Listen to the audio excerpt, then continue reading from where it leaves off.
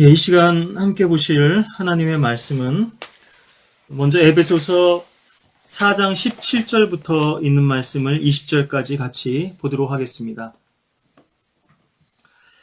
에베소서 4장 17절부터 20절까지 있는 말씀을 제가 받들어서 읽도록 하겠습니다. 그러므로 내가 이것을 말하고 주 안에서 증거하노니 너희는 더 이상 다른 이방인들처럼 허망한 마음으로 행하지 말라. 그들 마음의 완고함 때문에 그들 안에 있는 무지를 통하여 하나님의 생명에서 멀리 떨어졌고 그들의 명철은 어두워졌으며 모든 감각을 상실하여 자신을 방탕에 내어주어 욕심으로 모든 불결한 것을 행하느니라. 그러나 너희는 그리스도를 그렇게 배우지 아니하였느니라. 고린도전서 4장에 있는 말씀도 제가 한 두 구절 더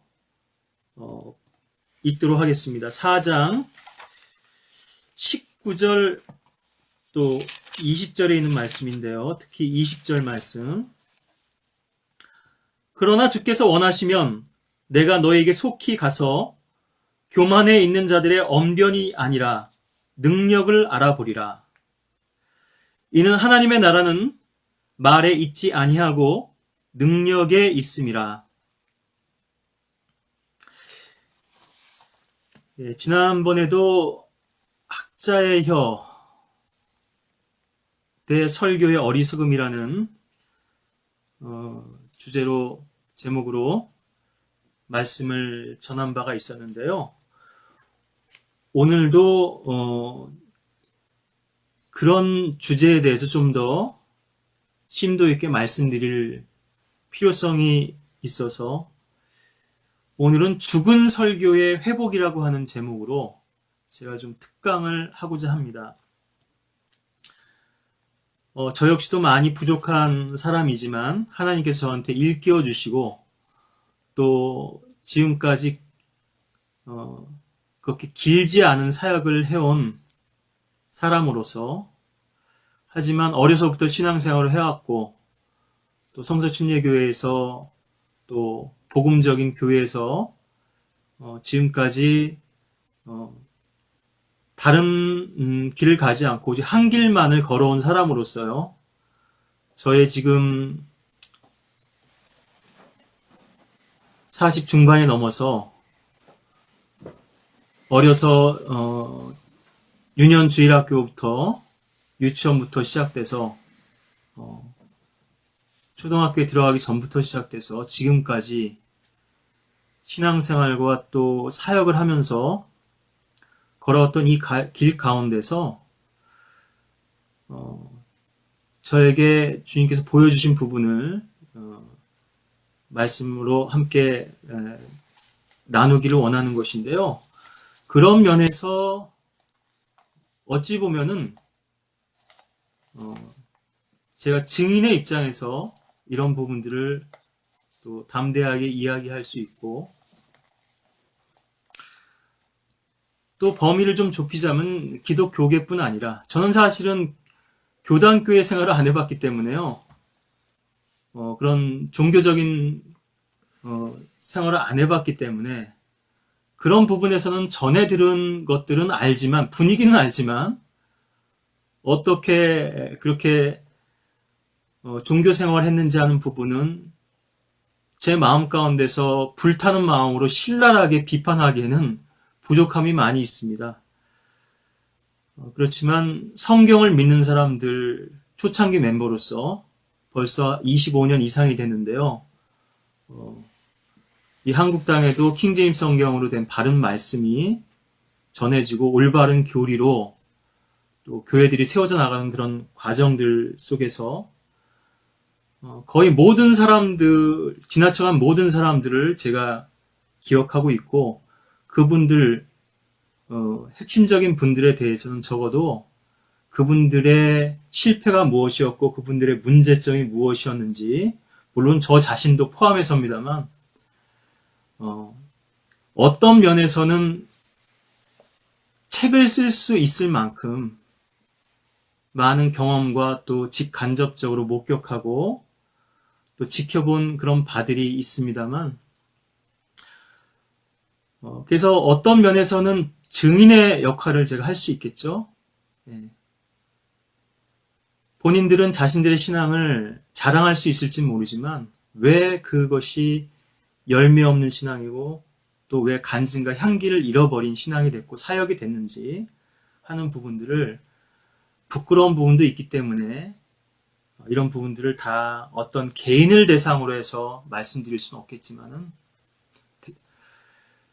지금 교계 전반 그리고 성경을 믿는 교회들 안에서 이루어지고 있는 그런 문제점들에 대해서는 제가 총체적으로 좀 말씀을 또 귀에 닿는 대로 전하고 싶은 그런 부담도 있고, 또 그런 부담에서 이제 이 말씀도 드리겠는데요. 먼저 설교라고 하는 부분을 말씀드리기 전에요. 오늘 제가 인용한 이 말씀에 보면은 두 본문을 읽어드렸는데, 구원받고 나서도 여전히 이방인들과 같은 그런 목적을 가지고 사는, 죽은 행실 가운데 살아가는 그런 그리스도인들의 문제점이 있을 거고요. 그러니까 그리스도를 전혀 배우지 못하는 것이죠. 또 한 가지는 사역자들의 사역이 본질은 하나님의 능력보다 왜 스피치, 오늘 본문에서는 언변이라고 했고요. 또 말이라고도 했는데, 바울 자신도 언변이 서툴다고 하는 고린도 교회 성도들의 그런 비난을 받았고 그런 평을 들었고요. 또 아폴로에 비하면 아폴로는 언변이 유창했다 그러죠. 바울의 사도됨에 대한 그 권위에 대한 부분까지도 인정하지 않았던 그런 육신적인 교회고 성도였는데요. 우리가 고린도 후서를 보면 이 성도들이 너무나 변화되어 있고 달라져 있다는 사실을 알 수 있죠. 우리가 그렇게 질타하는 육신적인 교회라고 하는 이 교회조차도 말씀에 반응하고 돌이키고 회개하고 그 사도의 사랑에 믿음의 반응을 나타냈다면, 오늘날은 왜 이 교회들이 이렇게 죽어있고 생명력이 없으며 반응하지 못하는가 하는 부분에서 더 또 도전받을 필요도 있겠지만요. 말들은 많이 합니다. 그래서 입으로만 신앙생활 하고요. 머리로만 신앙생활 하는 사람들 많죠. 우리가 소위 가분수라고 얘기를 하는데, 그래서 이 두 가지 부분, 사역자들의 문제와 또 성도들의 문제, 지난번에도 말씀드린 바 있습니다. 교회의 문제는 사실은 사역자들의 문제고, 사역자들의 문제는 결국 설교의 문제고, 이것은 주님과의 교제로 핵심이 또 이렇게 귀결된다고 하는 것이고요. 핵심적인 문제가. 또 사역자들뿐 아니라 일반 성도들도 또 마찬가지의 문제점들을 양상은 다르지만 안고 있다고 하는 것인데,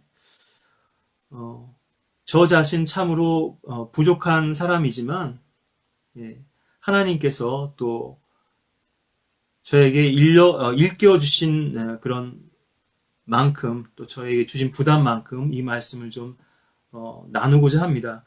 그래서 고린도전서 4장 15절에도 보시면은, 너희가 그리스도 안에서 1만 명의 스승을 가졌을지라도 아비들은 많지 아니하니 그리스도 예수 안에서 복음을 통하여 내가 너희를 낳았음이라. 또 산고를 치른다고도 또 갈라디아서에서는 그렇게 또 바울이 고백하고 있죠. 왜 지식을 가르치는 스승들은 많은데 생명을 낳고 또 그 생명을 자라나게 하는 영적 유모와 또 부모들은 이 시대에 찾아보기 힘든가? 저 역시나 부모로서는, 영적 부모로서는 많이 부족한 사람이지만요.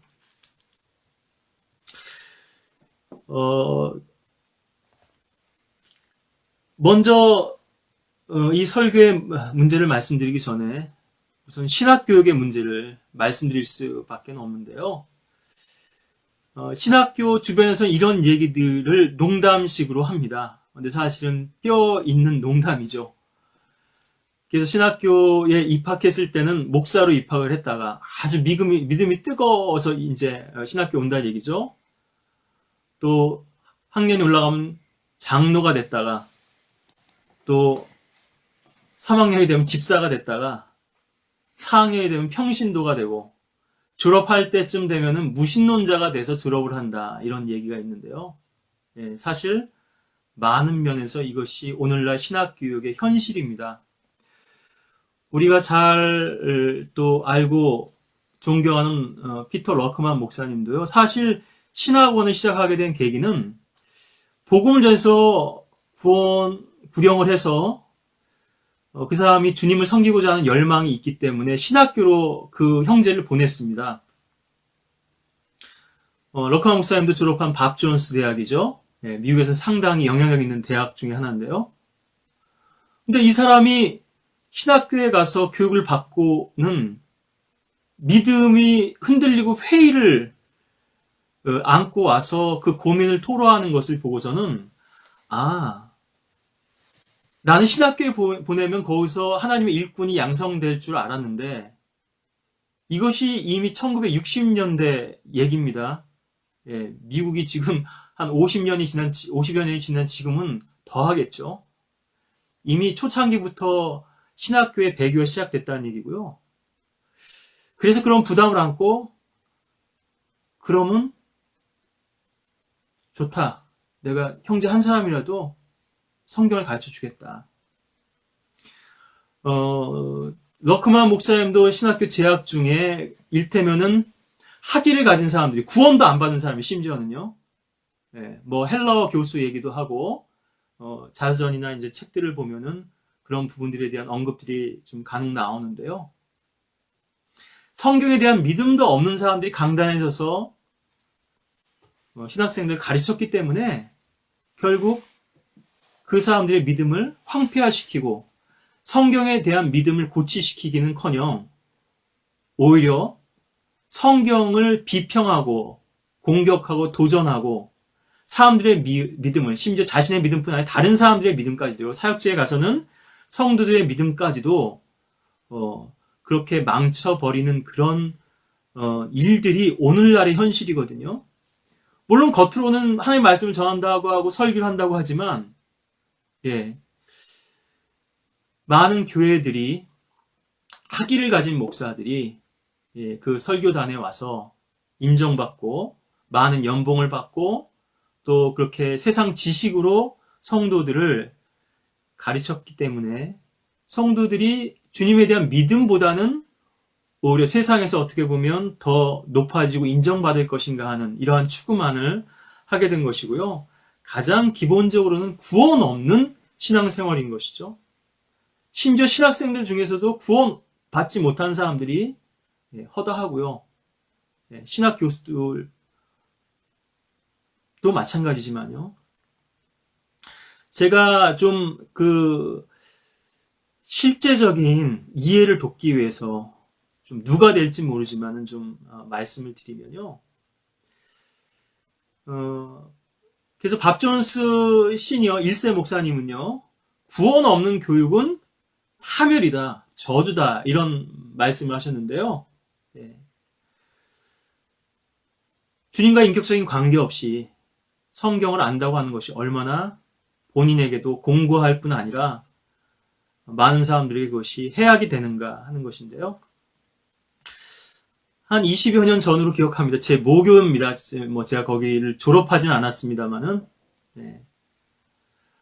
자퇴를 하게 됐습니다만 여러 가지 이유와 상황 때문에 사실 저는 신학교에서 잘 적응을 못했습니다.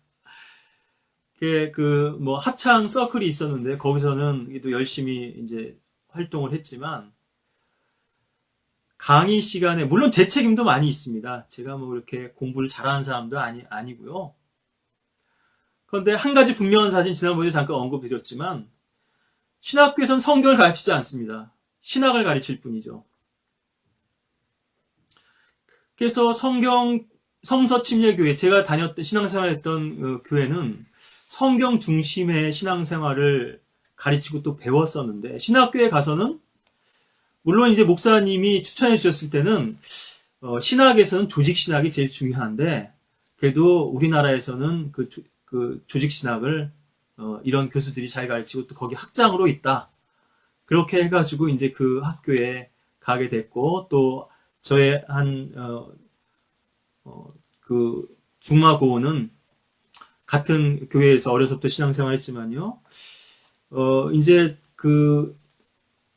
만약에 성경을 가르치려면은, 신학을 하려고 그러면은 사실 철학이 바탕이 되어야 된다. 지금 돌아보자면 사실은 너무 잘못된 조언이었지만요.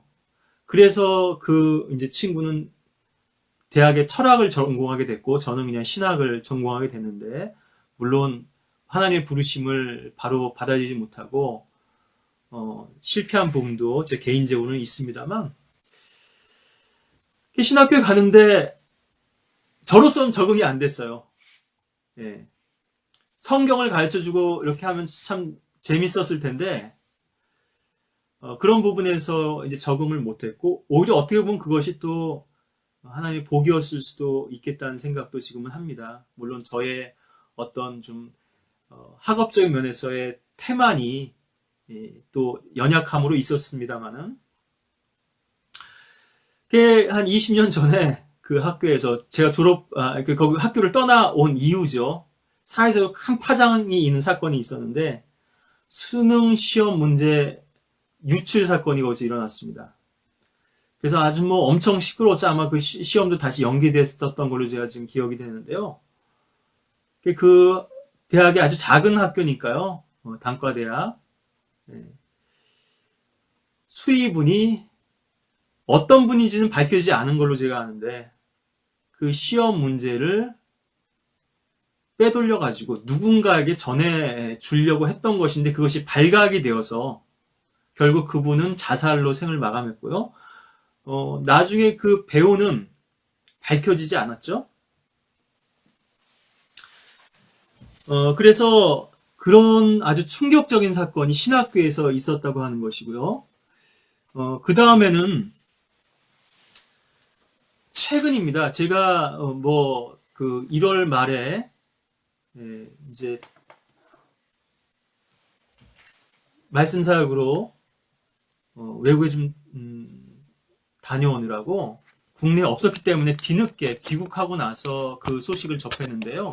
요즘 아동학대 문제가 사회적 큰 또 문제가 되고 있죠. 그래서 이제 지금 출석하지 않고 있는 아동들을 이렇게 추적하다가 이제 밝혀진 사건이었던 건데요.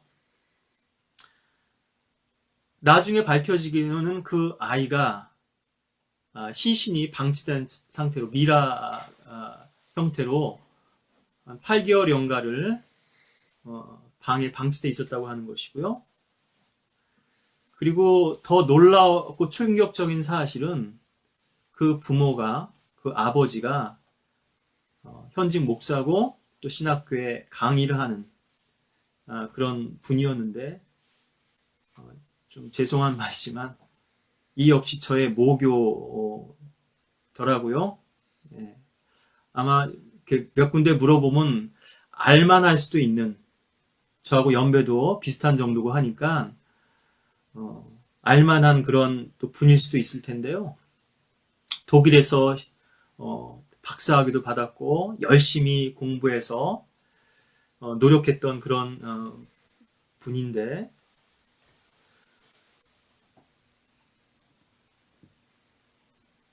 이분이 또 기초 헬라어라고 하는 또 헬라어 교재도 펴냈더라고요. 체벌과 폭력은 다르죠.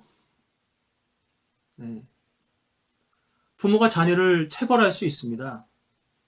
요즘은 사회적으로 그런 것마저도, 특히 미국 같은 데서는 부모가 아이들 손 못 대게 하는 이런 아주 인본주의적인 가치관으로 성경적인 자녀의 훈육을 맞고 있지만요.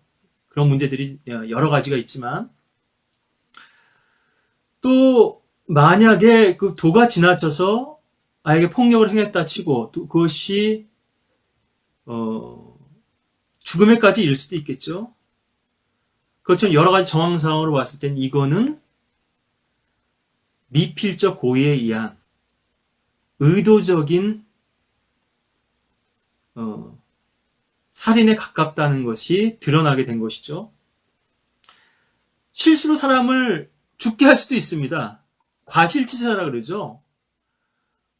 성경에서는 이것을 맨슬로터라 그러는데요.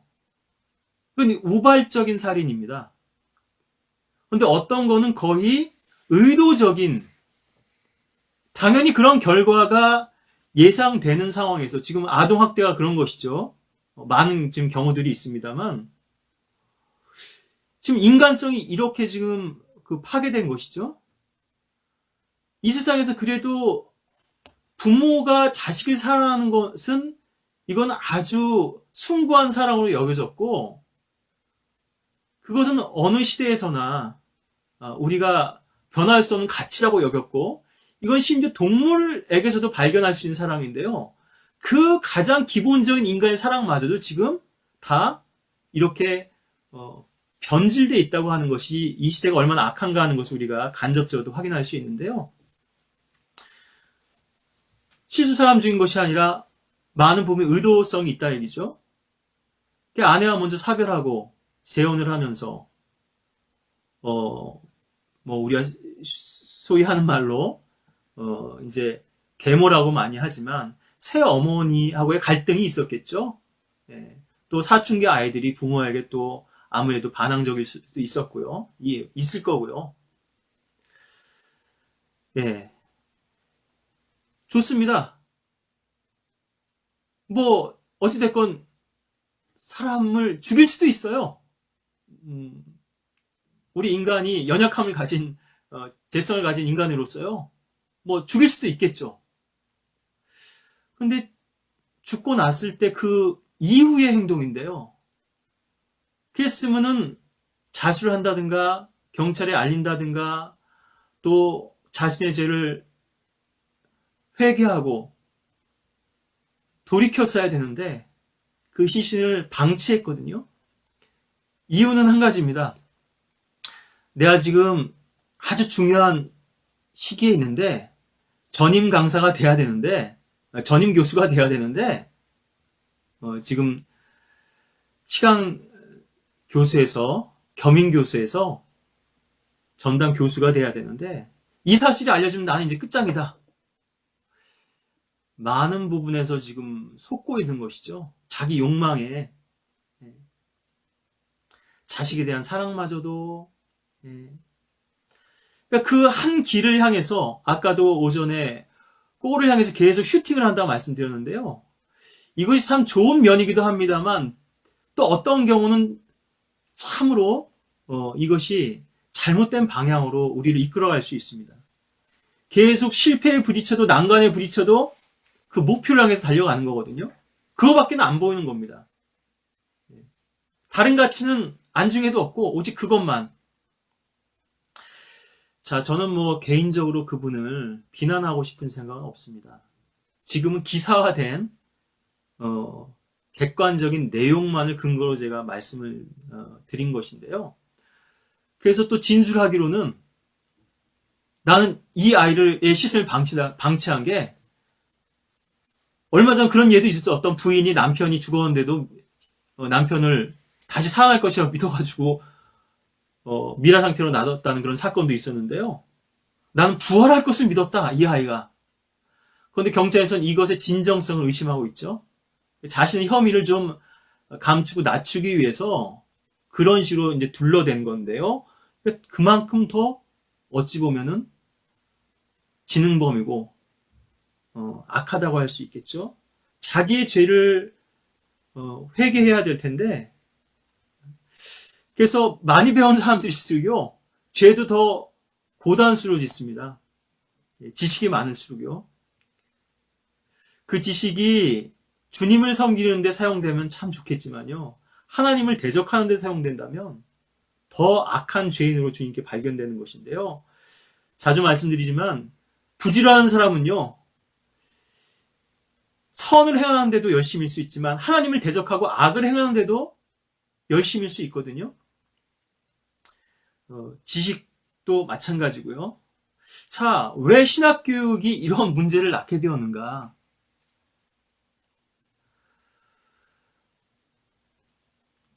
신학교에서 지식만 가르치고 생명이 없었기 때문이라고 하는 것이죠. 자유주의 신학을 전공한 교수들에게 학위만을 믿고 신학교 강단을 내준 것인데요. 초창기 신학교는 대부분 목사들이 강의를 했습니다. 그리고 자기들이 그것도 이제 뭐 선교사들이나 이런 분들한테 배운 강의 노트를 가지고 강의를 했어요. 그러니까 사실은 강의 깊이는 없었죠. 그래도 그나마라도 어떤 영성을 유지할 수는 있었는데 이제 완전히 학위를 가진 교수들이 자기들 학위를 내세워서 강단에 섰기 때문에 신학교의 그런 교육 자체가 그렇게 믿음 없는 교육, 우리 신앙을 파괴하는 교육이 됐다는 것이고요. 이렇게 위선적이고 형식적인 졸업생들만을 배출하게 됐다고 하는 것인데요.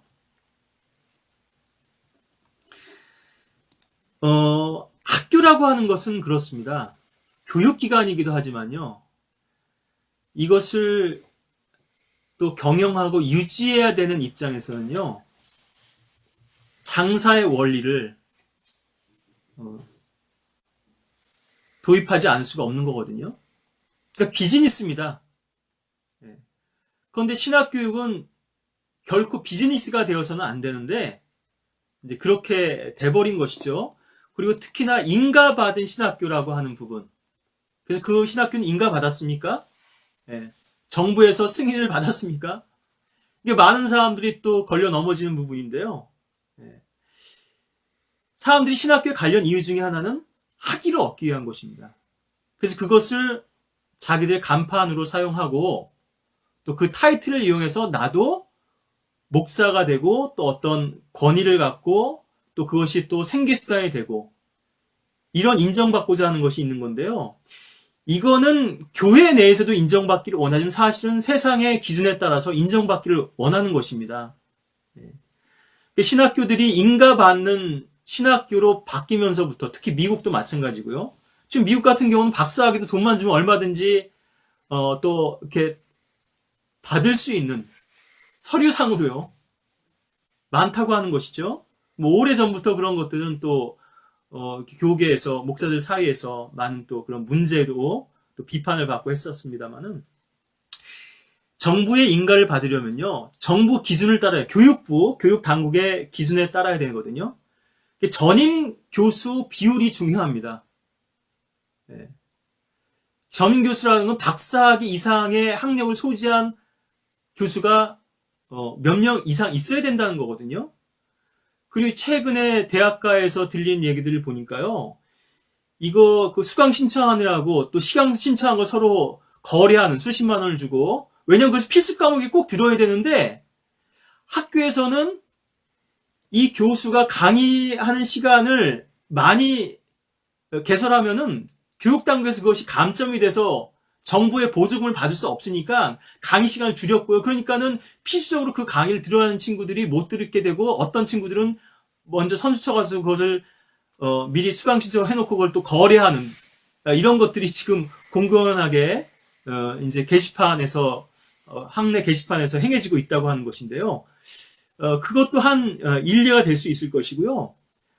그래서 전임 교수 그 비율이 중요한데 그래야 정부 보조금도 받을 수 있고 또 인가도 내주고요. 일단은 인가 안 나면 사람들한테 인정을 받을 수 없고 학생들을 모집할 수 있는 어떤 그게 없는 근거가 없는 거죠. 아, 우리는 정부에서 인가받은 신학교다. 우리는 정식 학위를 준다. 다른 대학이나 외국 학과도 이렇게 학위 이제 교환이 되고 인정이 되고 호환이 되고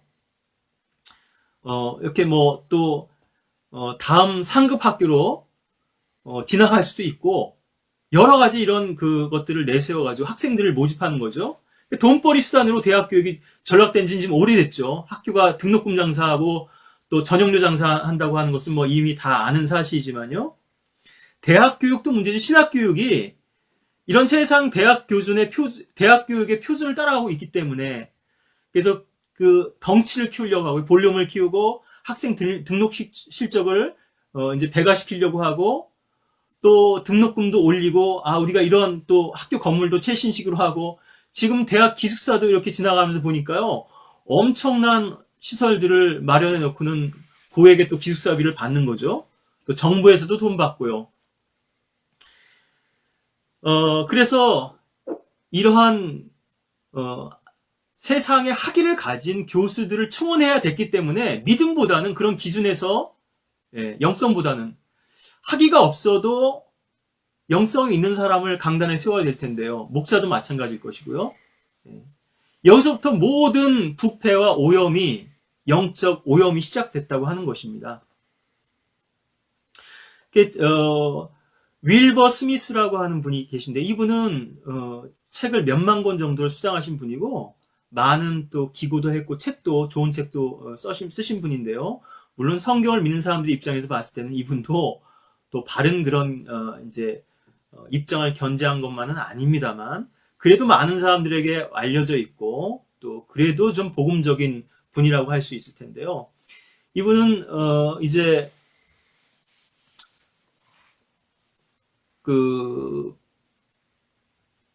풀러 신학교자, 제가 기억하기로는,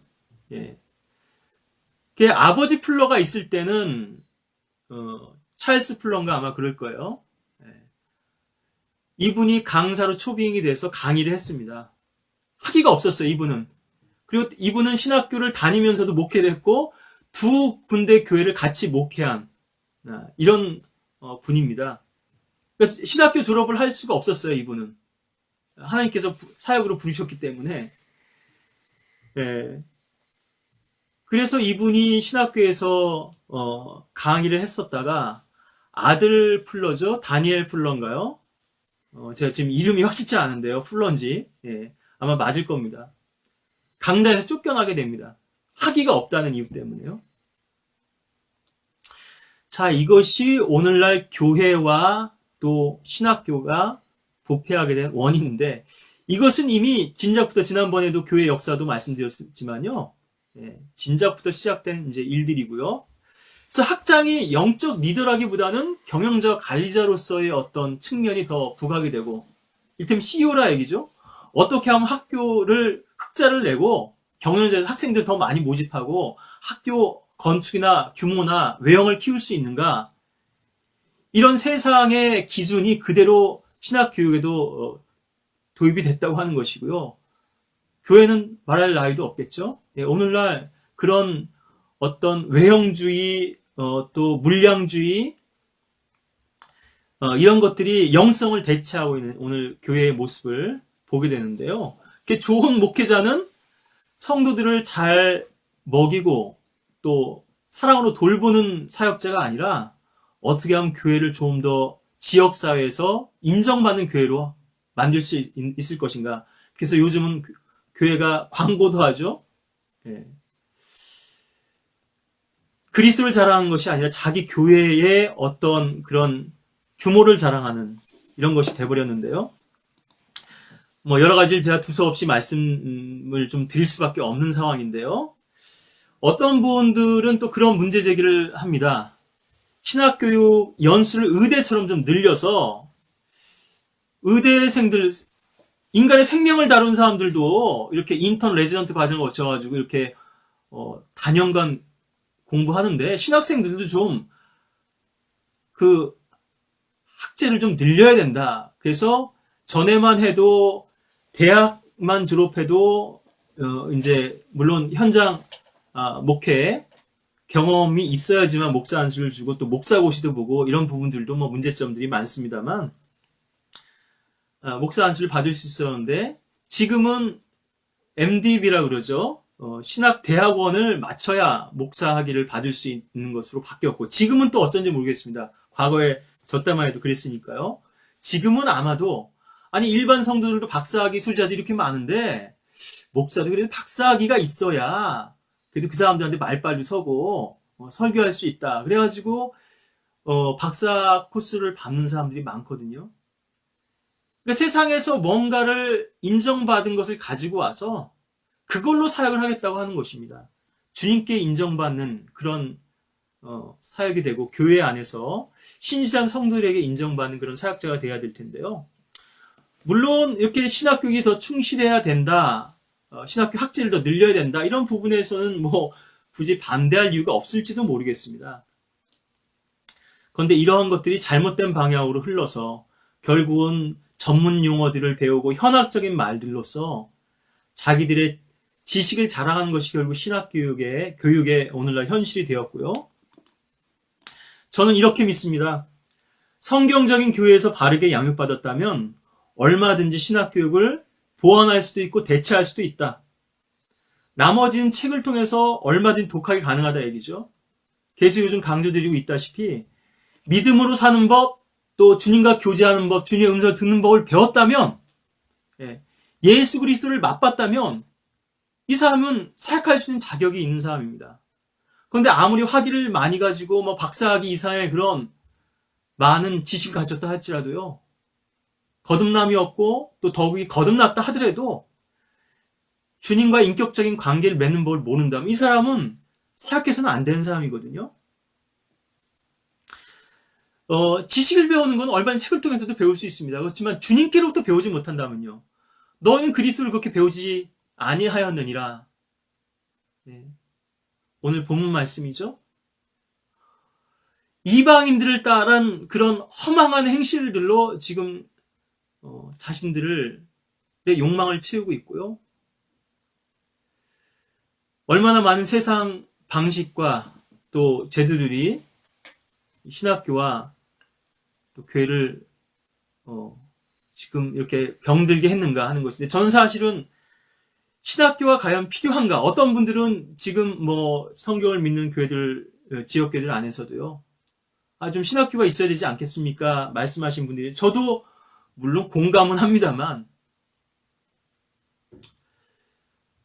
좀 전에도 말씀드렸다시피요, 성교에는 신학교가 없습니다. 교회는 있지만 신학교는 없어요. 투란노 학교는 있죠? 이교회 학교였죠? 왜 사도행전은 신학교가 안 나올까요?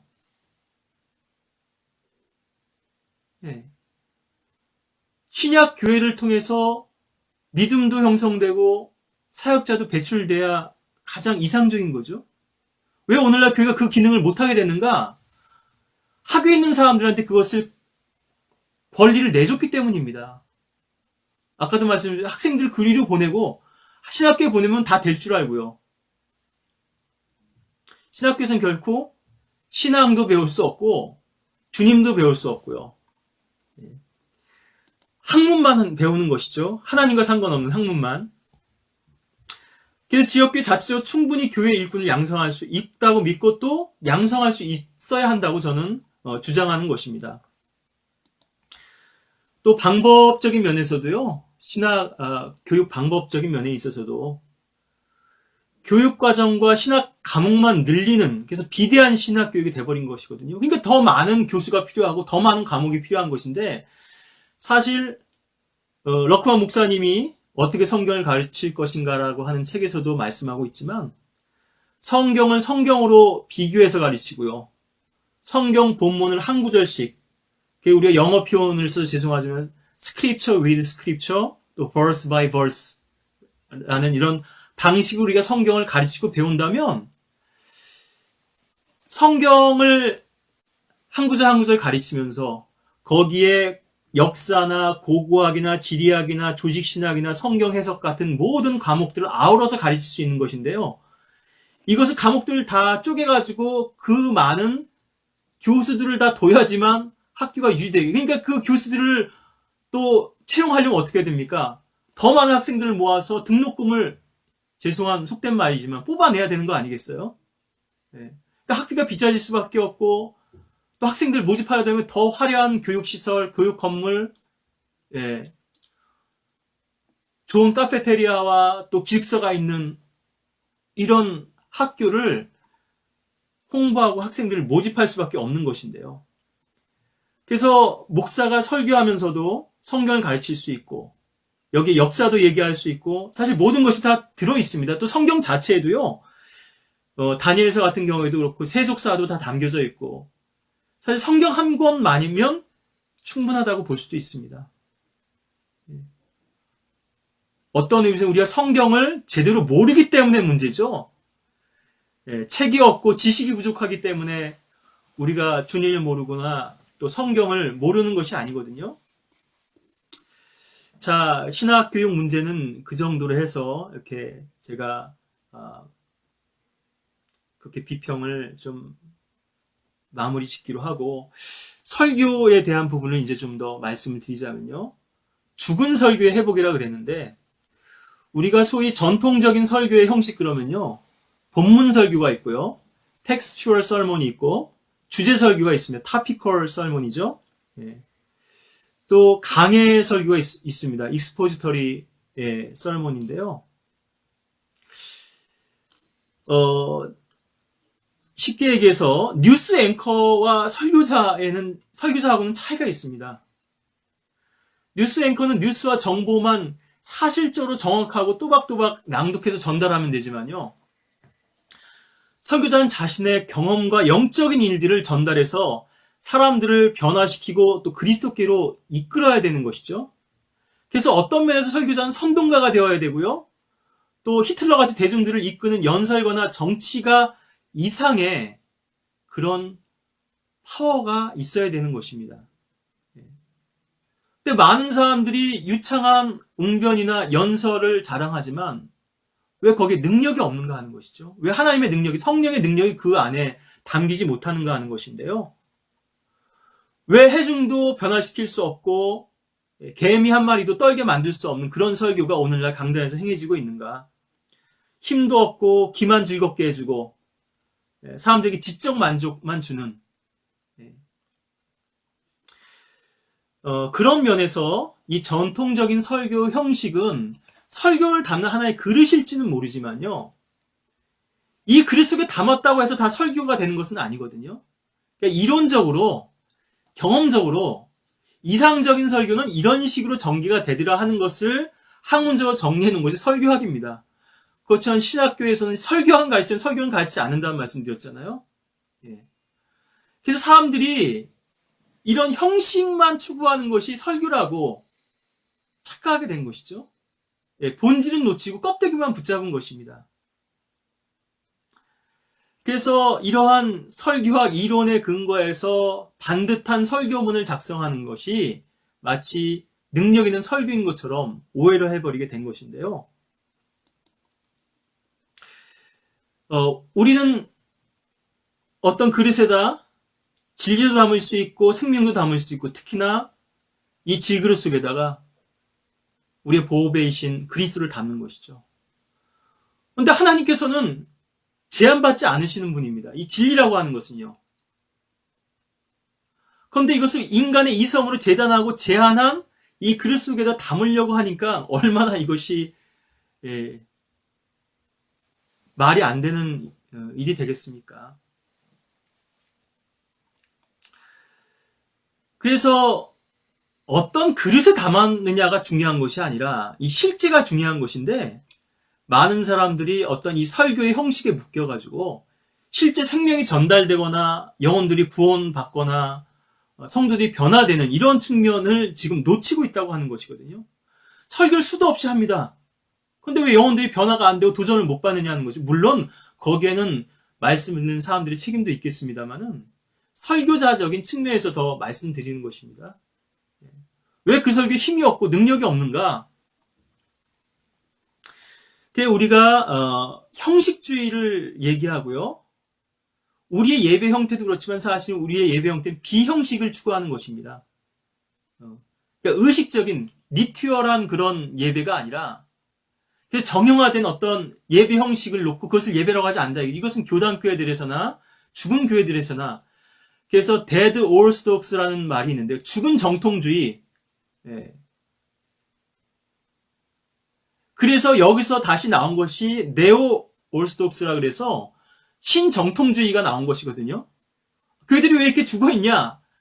신정통주의는 그래서 뭔가 거기에 변화를 끼는데 이 역시나 결국 이 신학도, 신학사조도 인간들의 관점에서 접근이 됐기 때문에 말씀으로 돌아가야 회복이 있을 텐데요. 인간들이 봤을 때 어떤 문제점들을 개선하려고 해봤지만 안 됐다는 것이죠. 이전 세대에. 그래서 무형식주의와는 좀 다른 것이죠. 이 비형식이라고 하는 것은요. 영어로는 물론 별 구분이 안 되겠습니다. 저는 이것을 인포멀리즘하고 논포멀리즘 이렇게 좀 구분을 해봤습니다. 이것은 뭐 어느 조작적인데요. 사전에 그렇게 정의되어 있다는 것이 아니고 우리가 추구하는 것은 무형식은 아니지만 비형식이라는 것이죠. 그래서 설교의 형식 자체를 다 부정하거나 무시하자는 얘기가 아니라 그 형식 자체가 본질이 아니기 때문에 그 그릇이요. 내용을 담는데 더 충실해야 되고 그렇다면 이 형식은 얼마든지 유연성 있고 또 더 확장될 수도 있고 어떤 면에서는 더 좁아질 수도 있고 성령의 인도하심 아래서 우리는 이렇게 자유함을 이 설교자들이 가질 수도 있고 이 자유함은 자신의 어떤 편안함 그러니까 설교자가 아무런 설교 준비도 안 하고 그냥 자기 편한 대로 하고 싶은 얘기를 하자는 이런 의미에서의 어떤 설교의 형식의 파괴를 말씀드리는 것이 아니고 너무나 충실하게 준비를 하지만 이것을 자기가 의도한 어떤 생각을 전달하기 위한 설교로서 삼지 않고 그래서 어떤 형식에다 그것을 제한하지 않고 주님의 부담과 생각을 가감없이 담대하게 선포할 수 있기 위한 설교로서 그래서 이 형식에 구애받거나 제한받으면 안 된다고 하는 것입니다.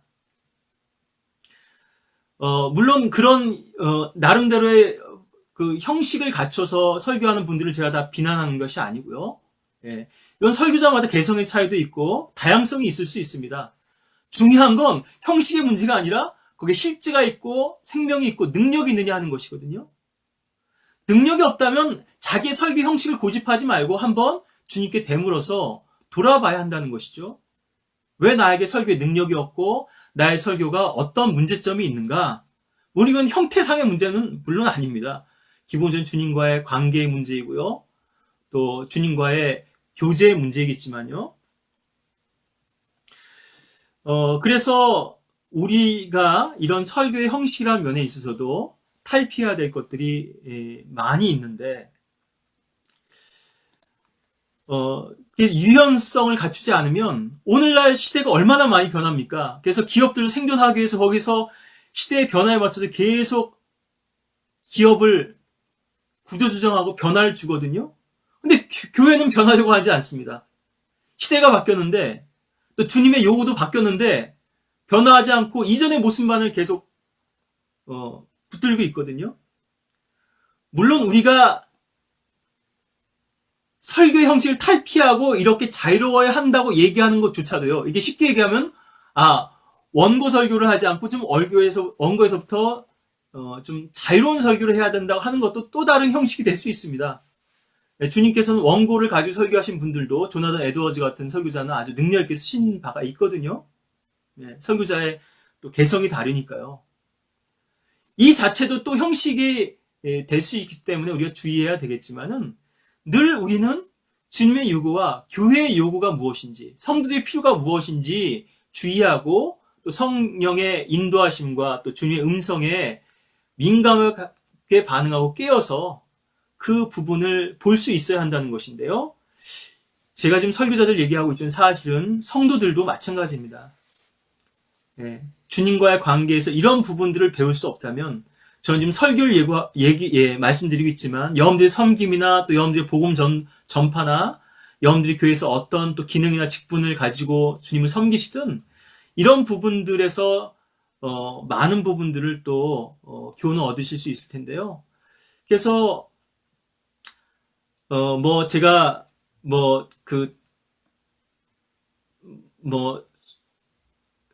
속담에도 그런 게 있죠. 콩떡같이인가요? 얘기해도 쑥떡같이 알아듣는다 이런 말도 있고, 하나를 얘기하면 열을 알아듣는다. 이 말은 하나의 사실을 들었을 때 그것을 자기 삶 가운데나 실제적인 면에서 적용할 수 있는 능력을 갖추고 있다. 이렇게 이해할 수도 있는 거거든요. 하나를 얘기했을 때 열을 알아듣는다. 그런데 반면에 10가지를 얘기해 줬는데 한 가지도 못 알아들으면 안 되거든요. 네.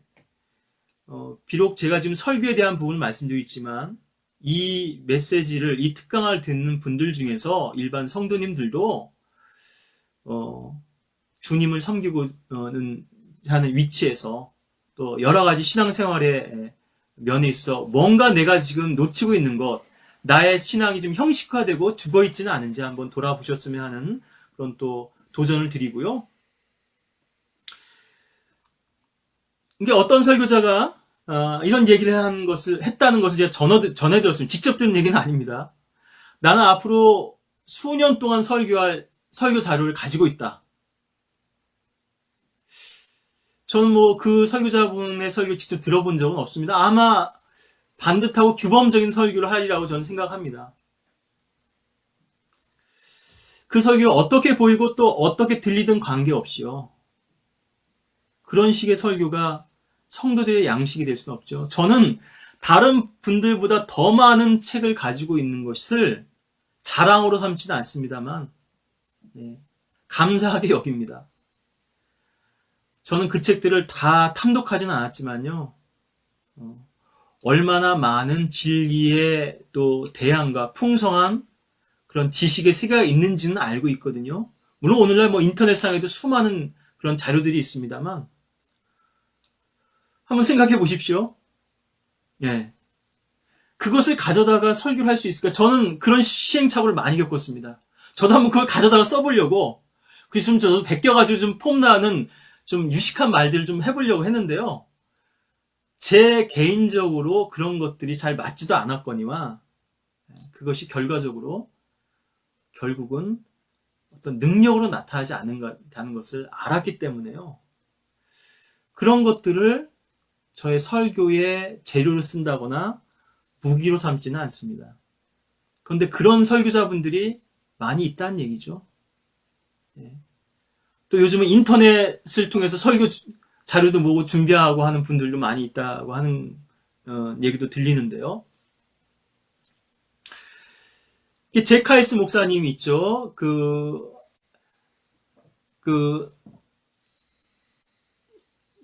거기가 하이몬드인가요? 인디애나주인가요? 퍼스트 베프티스트 처치는 제일 침례교회라고 해서 미국에서 제일 큰 교회입니다. 제일 큰 또 주일학교도 가지고 있고요. 지금 돌아가셨습니다만 이분이 하신 말씀이 있는데요. 설교에 대해서.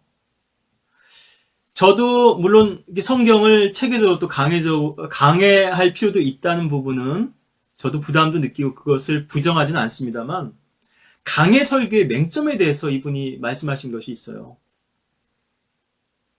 마치 성경 순서대로 메시지를 전하는 거는 성경 공부 방법에선 좋습니다. 이 부분이. 근데 설교의 측면에서 이 부분이 문제가 있다는 것이거든요.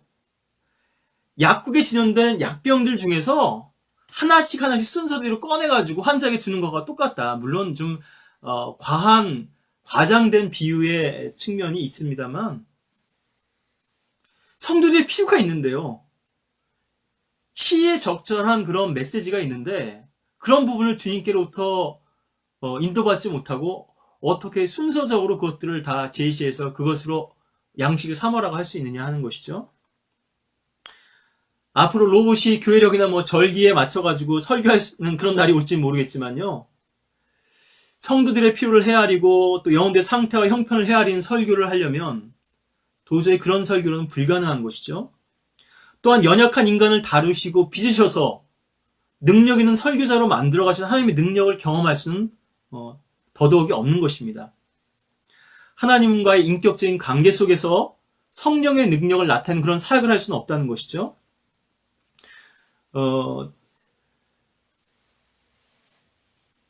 서론을 좀 너무 길게 제가 끌었기 때문에요. 간단하게 제가 말씀드리고 했던 부분들을 좀 이제 정리하면서 나가자면요. 스펄전 목사님의 책 중에서 사역자들이 많이 추천되는 책이 있어요. 목회자 후보생들에게라고 이제 번역이 되어 있는데요. 네. Lectures to My Students인가 그런 이제 제목입니다. 이 스펄전 목사님도 같은 그런 경험이 있는데요. 어떤 한 이제 사람이 형제죠. 성경을 가르쳐 달라. 나도 이제 사역을 하고 싶은데. 그래서 패스터즈 칼리지라 그래서 패스터즈 스쿨이라 그래서 그 한 사람을 놓고 일테면 그 신학교가 시작이 된 겁니다.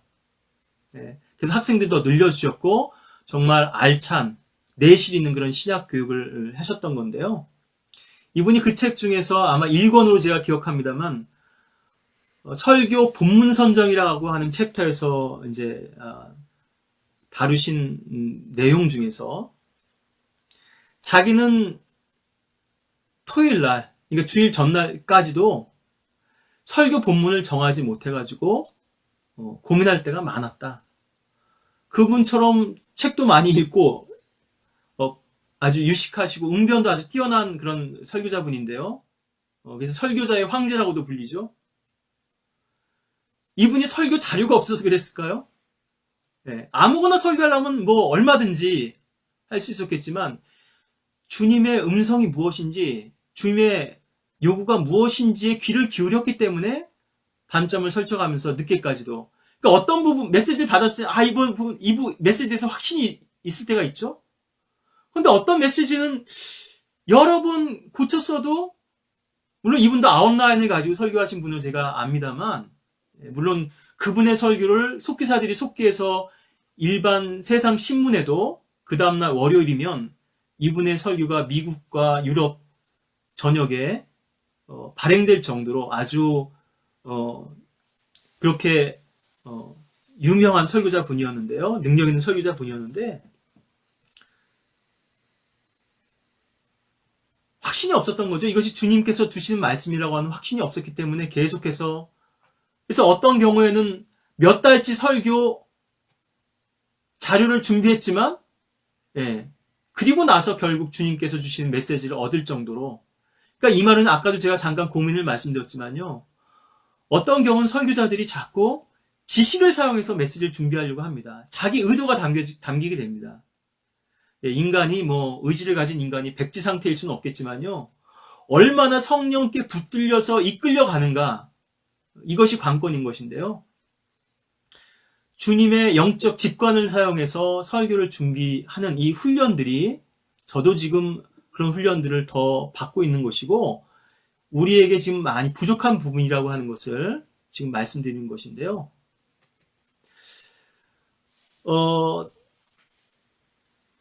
토머스 드윗 탈미지라고 하는 분이 계시 이분도 아주 유명한 설교자인데요. 이분이 한 번은 이제 뉴욕 브루클린에서 목회하실 때인데 그때마다 아마 가스등이 있었던 모양이죠. 네. 그래서 그 예배 중에 가스가 나갔습니다. 등이 꺼졌어요. 네. 그래서 예배를 드리지 못하고 중단하고 집으로 돌아오게 됐습니다. 그래서 이분이 집에 와서 곰곰이 이제 반성을 하게 된 거죠. 아니, 내가 믿는 주님은 가스등이 없으면, 등불이 없으면 역사하실 수 없는 그런 주님이신가? 그때까지만 해도 이분도 원고 설교를 한 겁니다.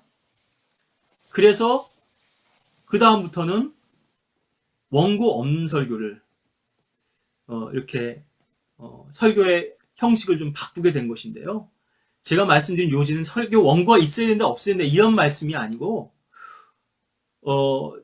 설교 원고를 자꾸 의지하게 된다 얘기죠. 설교자들이. 저 같은 경우도요. 설교 원고를 어떤 경우는 아주 좀 속된 말이지만 완벽하게 쌈박하게 준비가 됐습니다. 그럼 이번 설교는 아주 잘 되겠구나. 그런데 그걸 전달하는 과정에서 얼마나 많은 생명의 상실이 있고 능력이 없는 내 스스로도 만족이 안 되는 설교를 했는가 하는 이런 경험담을 실패담을 말씀드리게 됩니다. 다윗이 백성의 수를 계수했죠. 백성의 수를 의지한 것이죠. 자랑하고 자부심으로 삼은 것이죠. 나는 이런 설교 원고를 준비했어. 이걸 의지한다면 주님 능력을 받는데 많은 차단이 되겠죠. 이것도 스펄전의 예입니다만 스펄전 목사님이 한 번은 이제 설교자들은 소위 얘기해서 우리말로 속된 말로 죄송합니다. 죽 썼다. 오늘 설교 죽 썼다.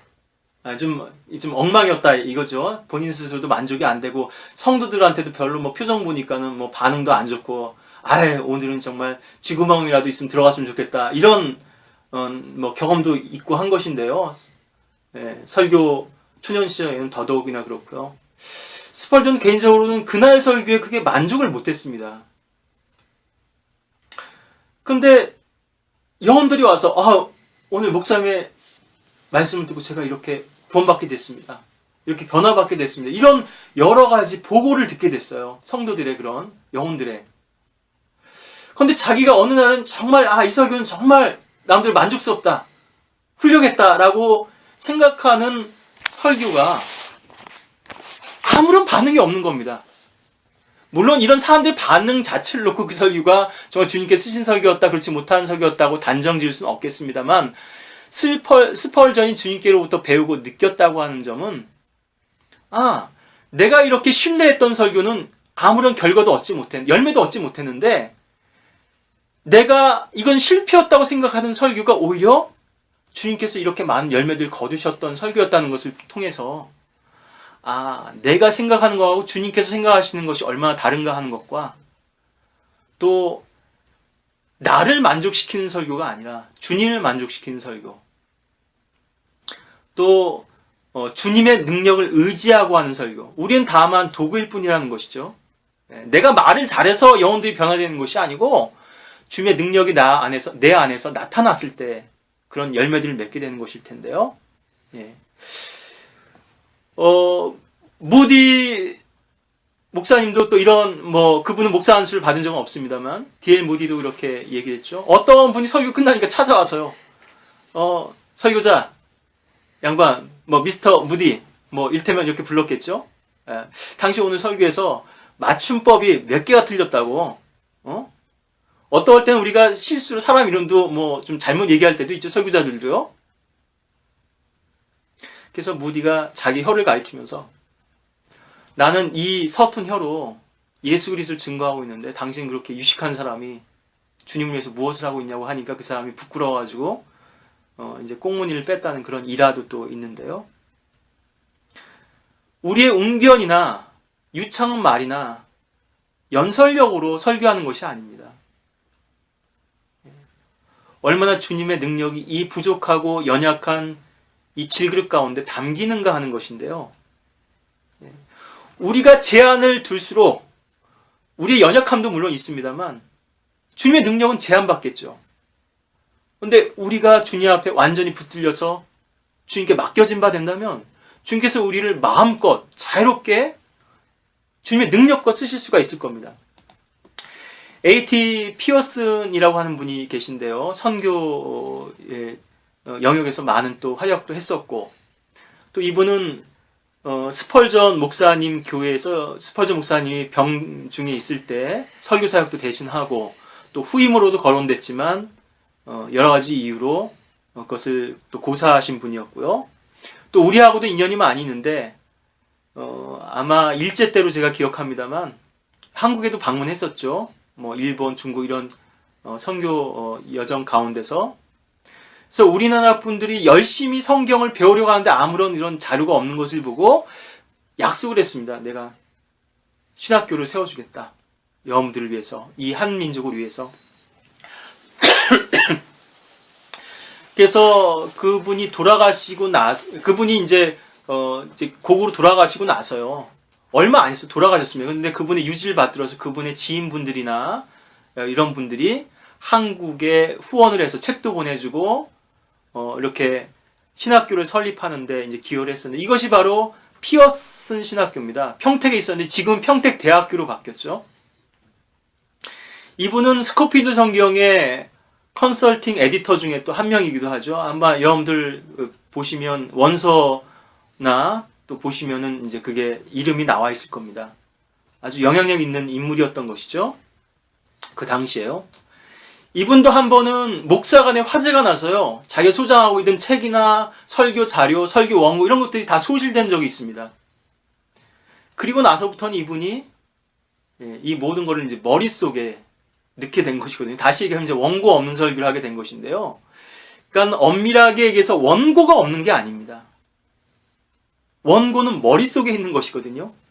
그리고 이 머릿속에 들어있는 이 원고는 일테면 프롬프터죠. 요즘 뭐 오바마 대통령도 그렇고 정치인들도 이거를 많이 활용하죠. 예. 주님께서 우리에게 주신 프롬프터가 있는 겁니다. 설교자들이나 그리스도인들에게는요. 내일에 딱 심어주시는 거죠. 너 이것을 해라. 선을 행해라. 가서 복음을 전해라. 너 이 메시지를 전해라. 그럼 그것이 불타는 불이 돼서 그것을 감당할 수 없고 주체할 수 없고 그 사랑으로 전하는 것인데요. 예. 주님께서 우리에게 주신 프롬프터가 있는 겁니다. 근데 이것은 가상의 원고인데 얼마든지 그것이 수정도 가능하고 또 지워질 수도 있고 편집할 수 있는 그런 프롬프터인 거죠. 내가 생각했던 준비했던 설교의 원고가 나름대로 성령으로 이렇게 감동을 받아서 준비했던 것이 있지만 그것마저도 어느 순간에 가서는 무용지물일 때가 있습니다. 내가 준비한 메시지가 전혀 사용할 수 없는 그런 환경이 있는 거거든요. 그 교회 사정이라든가 그 설교지의 환경이나 그 영혼들의 상태를 봤을 때 주님께서 이러한 말씀을 더 부담 주시고 기뻐하신다. 예. 그러할 때도 여전히 그 원고만을 가지고 설교를 고집하는 사람은 주님의 능력에 제한을 받는 것이고요. 주님께 주신 부담 안에서 자신의 어떤 평소의 어떤 지식이나 아니면 자기가 가지고 있던 설교 노트나 이런 거를 의지하지 않고 주님 능력을 의지해서 말씀을 전하는 메신저는 주님의 능력 가운데서 더 능력 있는 설교자로서 발돋움할 수가 있는 것이죠. 자, 이게 이제 시간이 많이 갔지만요. 이제 좀 계속 좀 마무리를 짓자면요. 이런 예화들을 말씀드렸고요. 그게 사실 원고가 없는 설교지만 원고가 없는 건 아니라는 얘기죠. 마음속엔 다 있습니다. 구사한 것도 있고요. 준비한 것들이 있죠. 하지만 그것마저도 성령의 인도하심을 구한다고 하는 것이고요. 저는 어떤 경우에는 설교 제목도 미리 정하지 못하고 어느 정도 구도는 정하지만 뭐 원고나 아웃라인 없이 이렇게 설 때도 있는데요. 그것은 제 상황이 지금 시간적인 제약과 여유가 없기 때문에도 그렇습니다만 전 이걸 늘 변명으로 삼고 싶지는 않습니다. 저도 좀 여유가 된다면 더 충실한 설교를 하기를 원하지만요. 저의 고민과 갈등은 시간이 있을 때조차도요. 전 열심히 뭔가를 지금 성경 구절을 찾고 어떤 주제에서 자꾸 설교를 원고를 준비하려고 하는데 주님께서 그것을 기뻐하지 않을 때가 있다는 것을 경험하게 되면서 늘 이런 부분에서 유연성이 있어야 되겠다고 하는 것을 늘 이제 배우게 되는데요. 그게 사실은 문필에 있어서는 3다라 그래서요. 다독, 다작, 다상량을 얘기를 합니다. 그러니까 이 말은 책도 많이 읽고 많이 써보고 많이 생각을 해야 좋은 글을 쓸 수 있다. 문장가가 될 수 있다. 이런 이제 얘기인 건데요. 이것을 좀 적용해 보자면 되도록 좋은 설교를 많이 읽거나 들어야 되겠죠. 우리가. 근데 우리는 사실 그런 환경이 있지 못합니다. 영어권만 해도 이미 이전 필라델피아 시대에 그런 많은 좋은 설교들이 남아있고요. 지금도 그 사람들은 생동감 있고 복음적인 설교들이 강단에서 많이 행해집니다. 아직도요. 물론 많은 교회들이 부패했지만. 그런데 우리는 지금 그럴 기회가 많이 부족합니다. 지금 성경을 믿는 교회들의 역사는 짧고 또 설교는 어떤 면에서는 교단교회 목사들보다도 전달력이나 또 이렇게 부드럽게 이렇게 자연스럽게 제시하는 부분은 부족하거든요. 그러니까 계속 성경 구절만 하고 지식만 제시하는 이런 설교가 되는 그런 또 맹점이 있는데요. 설교를 많이 들어야 될 거고요. 또 되도록 설교를 많이 해봐야 되겠죠. 그런데 여기다 더 중요한 부분은 말씀을 깊이 묵상하고 음미하는 시간을 가진 것이 중요하다고 하는 것입니다. 어찌 보면 적어도 우리 성경을 믿는 교회 성도들이나 사역자들은요. 너무 지식이 많아서 문제입니다. 너무 많은 책과 너무 많은 무의미한 정보와 또 정보의 홍수 속에 지금 파묻혀 있기 때문에요. 설교도 한계에 부딪히고 또 설교가 생기가 없고 답답해지는 것인데 가능하면 그렇기 때문에 성경을 덮고 책상으로부터 멀리 떨어져서 말씀의 의미와 신앙생활을 되새겨 볼 필요가 있다고 하는 것입니다. 저는 강제로 밤새 주님과 또 이렇게 많이 걷고 움직이면서 교제할 수 있는 조용한 시간들을 허락받았는데요. 돈을 받아가면서요, 벌어가면서. 주님께서 주신 말씀을 우리가 곱씹어 볼 시간들이, 되새김질하는 시간들이 부족하기 때문에 우리의 신앙이 지식에 머물고 공부해지는 것이죠. 만일 세상 책들 같다면요, 뭐 한두 번 읽었으면 읽기 싫을 겁니다. 그리고 뭐 뻔한 줄거리 아니겠어요? 다 알고 달달 외우게 될 정도겠죠, 어떤 면에서는. 이런 책들은 이성으로 이해하는 책이기 때문에 그렇습니다. 머리로 이해하는 책이기 때문에 쉽게 우리가 마스터할 수 있죠. 그렇지만 성경은 왜 평생 보는데도요, 여전히 모르는 부분이 많을까요? 특히 설교자들은 성경을 가르치고 또 설교도 하고 수없이 접촉하는데 이 성경 구절들에요, 자기 인용도 하고, 왜 아직도 모를까요? 물론 성경은 인간이 다 이해할 수 없기 때문에 이것은 하나님께서 기록하신 것이 분명하다라고 이렇게 역설적으로 우리가 또 입증하기도 합니다만, 성경은 오직 영적인 체험을 통해서만 이해된 책이기 때문에 그렇습니다. 이성으로 알 수 있는 책이 아니고요. 그래서 이미 다 아는 내용인데도 어떤 때는 더 새롭게 다가오고 신선하게 다가오고 하는 이유가, 성경 속엔 수많은 보화가 감춰져 있고 또 그리스도의 지혜와 지식의 풍요로움이 숨겨져 있기 때문인 것이죠. 형식적이고 습관적으로 성경을 대한다면요, 성경은 마치 메마른 사막과도 같은 그런 땅을 걷는 것 같을 것입니다. 너무나 공고하겠죠. 그렇지만 주님과의 사랑을 나누고 인격적인 교제를 나눌 때는 그 속에서 하늘의 만나를 우리가 맛보고 생명의 빵이신 그리스도를 누리게 되는 것이죠. 성경을 이성으로 이해하려고 하고 성경을 이성으로 가르치려고 하는 것만큼 어리석은 일이 없습니다. 잘못된 접근 방식이죠. 성경을 읽을 때 우린 이성과 지능도 사용해야 되겠지만, 아까 말씀드렸다시피 아비멜 같은 왕의 이름이라든가요, 우리가 좀 지식적으로 정리해야 할 필요가 있는 것도 있습니다. 하지만 가장 주된 감각은 우리가 사용해야 될, 성경을 읽고 주님과 교제하고 설교할 때 가장 주되게 사용해야 될 감각은요, 성령께서 주시는 계시를 통한 영적 직관인 것입니다. 이건 오감이 아니죠. 오직 이 능력만이 하나님을 느끼고 경험할 수 있는 수단입니다. 오감을 통해서 하나님을 이해할 수 없어요.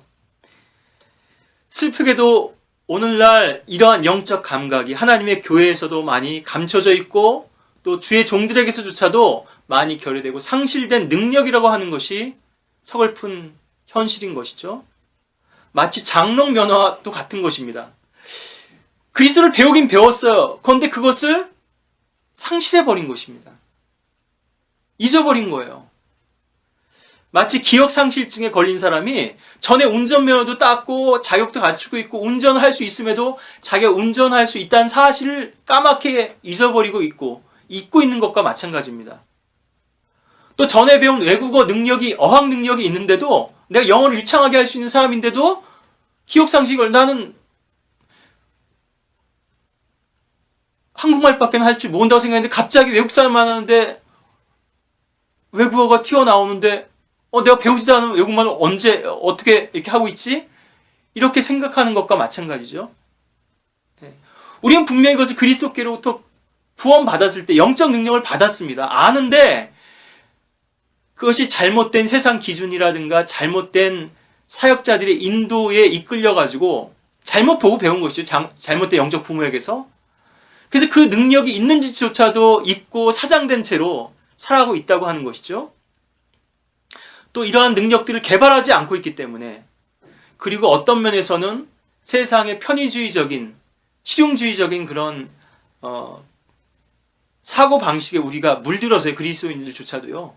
좀 더 쉽고 효용성 있고 눈에 쉽게 보일 수 있는 결과를 얻고자 하고 주님께로부터 직접 배운 이전 영적 직관에 이러한 경험들은 소홀히 하고 있기 때문에 오늘날 설교가 죽은 설교가 되고 교회가 그로 인해서 또한 죽은 교회가 되고 성도들이 병들어 있는 이런 현실에 처해 있다고 하는 부분을 제가 좀 길고 장황했지만 이런 여러 가지 문제점들을 여러분들에게 말씀을 드리고, 저도 숙제로 갖고 있는 부분이고 여러분들에게 도전을 드리는 부분입니다. 여러분들이 사역자들일 수도 있고 일반 성도들일 수도 있겠지만 왜 여러분들은 이 직관을 통해서 주님과 교제하는 그 능력을 배우지 못하고 배우려고도 하지 않고 왜 그 부분을 사장시키고 있는가?